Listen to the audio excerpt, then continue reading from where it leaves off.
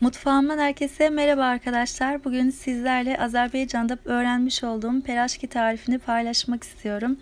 İnanın o kadar çok lezzetli ki bilmiş olduğumuz pişi tadında patatesli olarak hazırladım ama sade olarak da hazırlanabilir veya farklı iç harçlar da kullanılabilir. Azerbaycan'da olsun, Orta Asya ülkelerinde olsun sıklıkla böyle yapılmakta. Evet, ilk olarak patateslerimizi haşlamakla işe başlayacağız. Patateslerin kabuklarını soyup tenceremize alıyoruz ve üzerine geçecek kadar su koyup haşlamaya bırakıyoruz. Neden önce patatesleri hazırlıyoruz? Hamur yoğurmak için bize haşlamış olduğumuz patatesin suyu gerekli. 1,5 su bardağı yeterli olacak. 1 su bardağı halen yani sıcakken daha kaynar vaziyetteyken de kullanacağım. Yarım su bardağının ise buzdolabına kaldırıyorum. Biraz ılımış olmasını istiyorum çünkü. Şimdi yoğurma kabıma 1 su bardağı un alıyorum ve 1 su bardağı da böyle kaynar vaziyette olan patates suyumu üzerine döküp çırpma teliyle yaklaşık olarak 2-3 dakika kadar karıştıracağım. Akışkan bir kıvam alacak. Evet, akışkan kıvam aldı. Şimdi ilk sıcaklığı geçmiş olan patatesin suyunu döküyoruz. Tekrar bir karıştıralım. Üzerine 1 dolu yemek kaşığı toz şeker ve 1 dolu yemek kaşığı kuru mayayı alıyoruz. Çırpma teliyle karıştıralım ve bekleyelim yaklaşık olarak bir 8-10 dakika kadar iyice böyle maya köpürsün. Mayamız köpürdü. Üzerine 1 tatlı kaşığı tuz ve 5 yemek kaşığı sıvı yağ döküyoruz. Bir tane de yumurtayı bırakalım ve güzelce karıştıralım.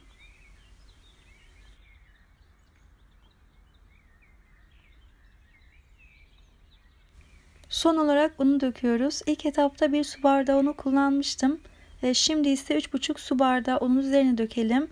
Elimizi bulaştırmadan önce yine çırpma teliyle güzelce karıştıralım. Son toparlama aşamasında ise artık ellerimizle yoğurmaya geçeceğiz. Böyle ele hafif yapışan yumuşak bir hamur yoğurmamız gerekiyor.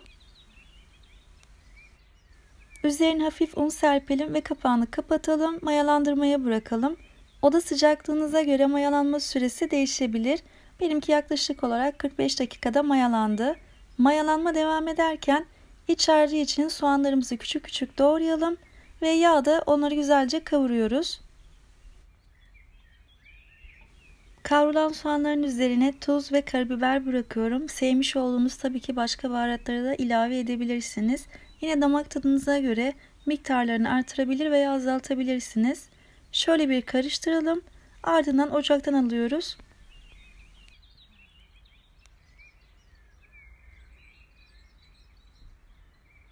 Haşlamış olduğumuz patatesleri püre haline getiriyoruz. Kavurmuş olduğumuz soğanları da üzerine dökelim ve iyice patateslere yedirelim.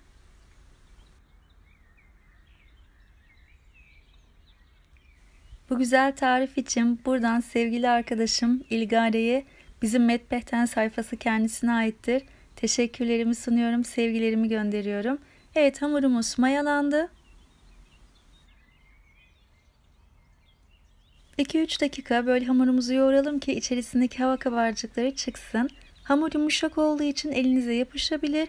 Bu yüzden hafifçe elinizi yağlayın ve hamura o şekilde dokunun. Böylece toparlaması daha kolay olacak. Hamuru masamın üzerine alıyorum ve 25 parçaya bölüyorum. Çok böyle yuvarlamanıza gerek yok.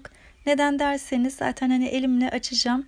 Sadece böldükten sonra şöyle hafif toparlayıp kenara dizelim ki bize çalışma alanı açılmış olsun.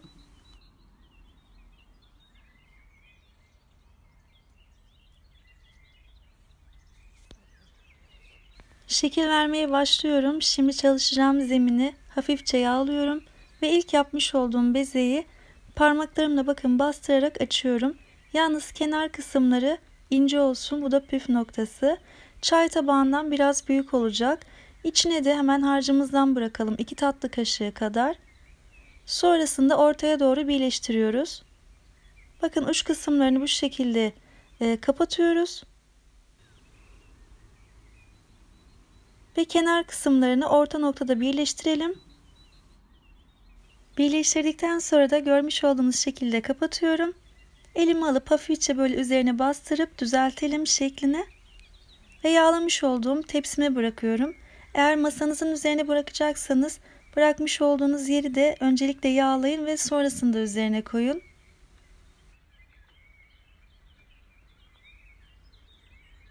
Tekrar göstereyim. Bezemizi elimizle hafifçe bastırarak açıyoruz. Kenar kısımları ince olacak. Sonrasında iç harcımızdan yerleştirelim. Ve tam orta noktada birleştiriyoruz.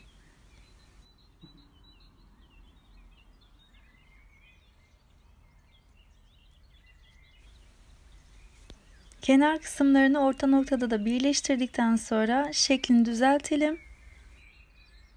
Çevirelim. Birleşme kısmı altta kalsın. Üst kısmını da hafifçe elimizle bastıralım. Evet, peraşkimiz hazır. Yıllar önce Azerbaycan'da ilk defa komşu halamın ellerinden yemiştim. Gerçekten çok güzel yapardı. Patatesi sevdiğim için sık sık yapıp bana getirirdi. Bunu sade olarak da hazırlayabilirsiniz veya kıymalı olarak. Ama ben patatesi daha çok seviyorum. Azerbaycan mutfağı sadece tabii ki peraşkeyle sınırlı değil, birçok lezzeti var. İnşallah böyle zaman içerisinde Azerbaycan mutfağından da paylaşımlar yapmak isterim. Buradan da oradaki tüm dostlarıma, arkadaşlarıma sevgilerimi gönderiyorum.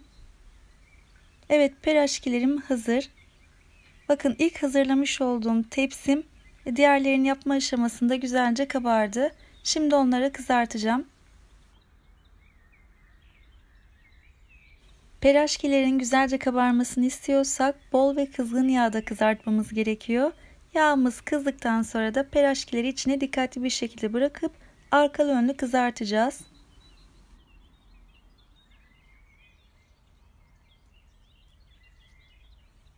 Kızgın yağla buluşunca biraz daha kabarıyor.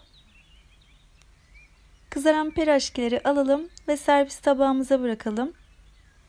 Bir havlu kağıdın üzerine bırakırsanız eğer öncelikle fazla yağını çekmiş olacak.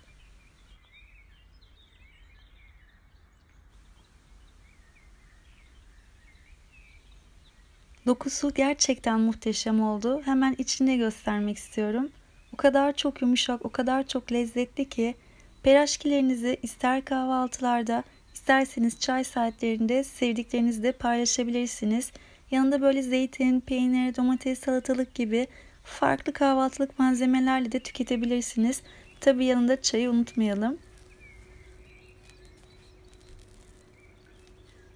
Kahvaltılık malzemelerin yanı sıra soslarla da tabii ki yiyebilirsiniz. Sosları hazırlayın. İster bu ketçap olabilir veya ben bir de böyle yoğurdun içerisinde biraz mayonez, sarımsak rendesi ve tuz koyup karıştırıp böyle de bir sos hazırladım. Öyle de çok lezzetli oluyor. Peraşkileri bandırarak istemiş olduğunuz şekilde yiyebilirsiniz. Her haliyle inanın çok lezzetli.